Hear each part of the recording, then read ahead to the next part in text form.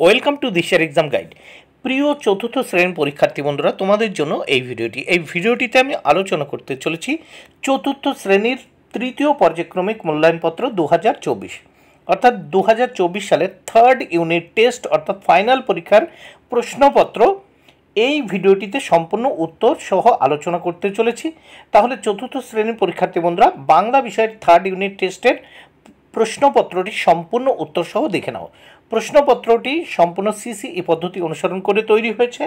পূর্ণমান 50, সময় 1 ঘন্টা 30 মিনিট। এখানে প্রথমেই বাঁ দিকে পরীক্ষার্থীর নাম, অর্থাৎ তোমরা তোমাদের নাম লিখবে।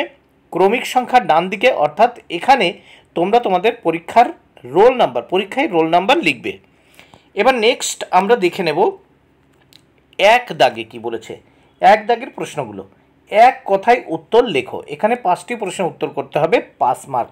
প্রত্যেকটি প্রশ্নের জন্য 1 মার্ক করে বরাদ্দ। প্রথমেই আমাদের এক কথায় উত্তর লিখতে হবে। প্রথম 1-এর ক, জ্যোতি কোন স্কুলে ভর্তি হয়েছিল? উত্তর, অ্যাংলো ভার্নাকুলার হাই স্কুলে। খ দাগে, আবোল তাবোল বইটি কার লেখা? উত্তর, সুকুমার রায়ের। গ দাগে, উঠো গো ভারত লক্ষ্মী গানটির রচয়িতা কে? উত্তর, অতুল প্রসাদ সেনের। ঘ দাগে, নতুন জুতো কিনে এনে যতীনের বাবা তাকে কি বলেছিলেন? উত্তর, এবার যদি সে জুতো নষ্ট করে তাহলে তাকে ছেঁড়া জুতোই পরে থাকতে হবে। অঙ্গ দাগে, শ্যারাড কাকে বলে? উত্তর, হেয়ালি নাট্যকে শ্যারাড বলে। এবার আমরা দেখে নেব 2 দাগের প্রশ্ন। এখানে 2 দাগে কি বলেছে? সঠিক শব্দ বসিয়ে শূন্যস্থান পূরণ করো। এখানে 5টি শূন্যস্থান পূরণ করতে হবে, 5 মার্ক। প্রত্যেকটি শূন্যস্থানের জন্য 1 মার্ক করে বরাদ্দ। প্রথমে 2-এর ক, জ্যোতির মায়ের নাম শরৎ শশী। খ, বিপদ আসিলে কাছে হও আগুয়ান, শূন্যস্থানে আগুয়ান। গ, জননী গো লহ তুলি বক্ষে, শূন্যস্থানে বক্ষে। ঘ, প্রতিবাদ না করলে অন্যায় করা বেড়ে যায়, শূন্যস্থানে প্রতিবাদ। অঙ্গ, ভাত খাওয়া দুষ্কর হবে যদি চালে কাকরে আধা আধি থাকে, শূন্যস্থানে চালে কাকরে আধা আধি। এবার 3 দাগের প্রশ্নগুলো দেখে নেব। 3 দাগে কি বলেছে? বর্ণ সাজিয়ে শব্দ গঠন করো। এখানে 4টি প্রশ্ন উত্তর করতে হবে, মোট 4 মার্ক। প্রত্যেকটি প্রশ্নের জন্য 1 মার্ক করে বরাদ্দ। তাহলে এলোমেলোভাবে বর্ণগুলো দেওয়া আছে, এই বর্ণগুলোকে আমাদের সাজিয়ে লিখতে হবে। প্রথমে 3-এর কতে আছে দেখো, ভ্যা কা বা চ্যা, এটাকে আমাদের সাজিয়ে লিখতে হবে ভ্যা বা চেকা। খ দাগে দেখো, ব ভু ন মি আছে, এটাকে সঠিকভাবে সাজিয়ে বনভূমি। গ দাগে আছে দেখো, বু ম ত বর্গীয় জ, এটাকে সঠিকভাবে সাজিয়ে লিখলাম মজবুত। তারপর ঘ দাগে দেখো, আ ন গু আ এরকম লেখা আছে, আ দন্ত ন গয় হস্যু, তারপর দস্ত একার আছে, এটাকে সঠিকভাবে লিখব আগুয়ান। 4 দাগে, বর্ণ বিশ্লেষণ করো। 4 মার্ক এখানে। প্রত্যেকটি প্রশ্নের জন্য 1 মার্ক করে বরাদ্দ। প্রথমে আমরা দেখে নেব কি আছে। কৃষক, দেখো, কয় হসন যোগ রি যোগ পেটকাটা মধ্যন শয় হসন যোগ অ যোগ কয় হসন যোগ অ। খ দাগে দেখো, মুশকিল, ময় হসন যোগ হস্যু যোগ তালিবা শয় হসন যোগ কয় হসন যোগ হস্যই যোগ লয় ল বা লয় হসন। গতে দেখো, সমস্ত দন্ত শয় হসন অ যোগ ময় হসন যোগ অ যোগ দন্ত শয় হসন যোগ তয় হসন যোগ অ।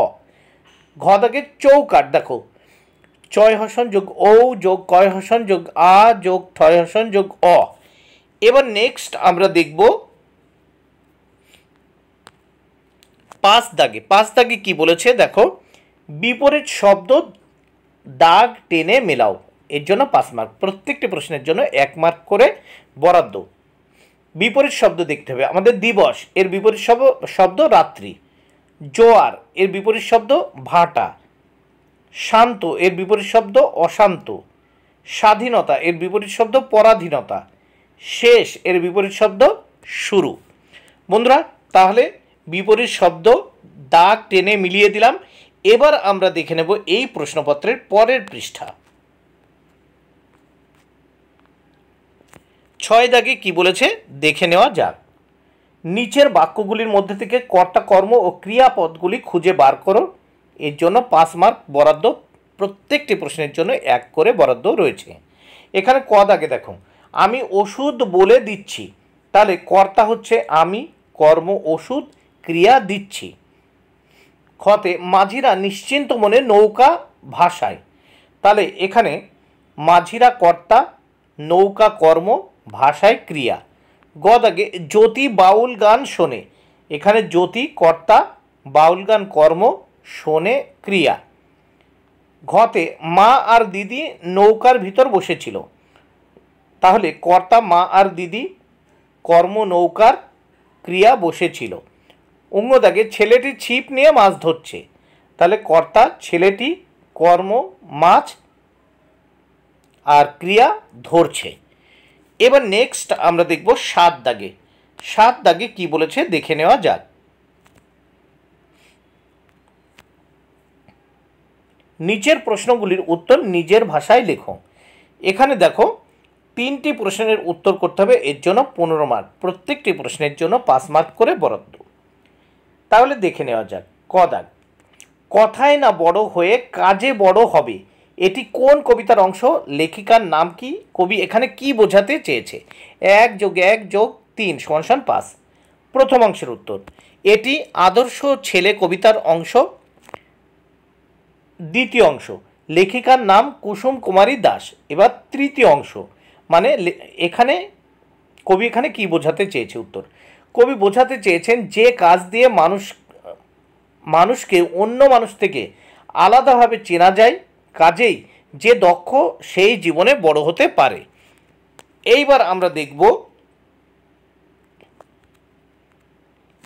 খ দাগে, মনে থাকে যেন একটুও লাফাবে না, একটাও সিঁড়ি ভাঙবে না, কোন গল্পের অংশ? কারা যতীনকে এই কথা বলেছিল, কখন বলেছিল? 1 + 1 + 3 = 5। তাহলে প্রথম অংশ যতীনের জুতো গল্পের অংশ। দ্বিতীয় অংশ, অজানা দেশের মুচিরা যতীনকে এই কথা বলেছিল। এইবার কখন বলেছিল? তৃতীয় অংশে দেখো, যখন যতীন অচেনা দেশে গিয়ে নিজের ছেঁড়া জুতো জোড়া মুচিদের নির্দেশ মতো সেলাই করেছিল। গ দাগের প্রশ্ন, প্রত্যেক বাড়িতে থাকতো নিজস্ব নৌকা, কোন গল্পের অংশ? লেখকের নাম কি? এমন বন্দোবস্তের কারণ কি? 1 + 1 + 3 = 5। প্রথম অংশ মায়াদ্বীপ গল্পের অংশ। দ্বিতীয় অংশ সুনীল গঙ্গোপাধ্যায়, লেখকের নাম।